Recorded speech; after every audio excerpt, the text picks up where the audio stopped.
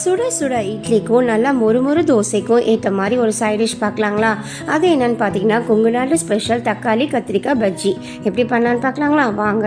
குக்கரில் 1/4 கிலோ கத்திரிக்காய் எடுத்து கட் பண்ணி ஆட் பண்ணிக்கோங்க. இது கூட ஒரு பெரிய உருளைக்கிழங்கு, 3 பச்சை மிளகாய், 6 பல் பூண்டு, 3 பெரிய தக்காளி, கொஞ்சமாக தேவையான அளவு உப்பு, 1/4 டீஸ்பூன் மஞ்சத்தூள், 1 டீஸ்பூன் சாம்பார் தூள் ஆட் பண்ணிவிட்டு நல்லா மூழ்கிற அளவுக்கு தண்ணி விட்டு இது கூட பெருங்காயத்தூளும் வச்சுட்டு ஆட் பண்ணி ஒரு 4 விசில் வச்சிடுங்க.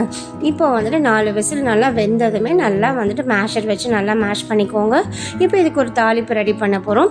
இதுக்கு கடாயில் கொஞ்சமாக எண்ணெய் ஆட் பண்ணி கடுகு, சீரகம், உளுந்து பொரிஞ்சதுமே 3 வரமிளகாய் ஆட் பண்ணிவிட்டு இது கூடயே ஒரு பெரிய வெங்காயத்தை சாப் பண்ணி ஆட் பண்ணி கருவேப்பிலை போட்டு தாளிப்பு கொடுத்து அதில் கொட்டிக்கோங்க. நல்லா நல்லா தண்ணி மாதிரி இருந்துச்சுன்னா இது நல்லா இருக்குங்க.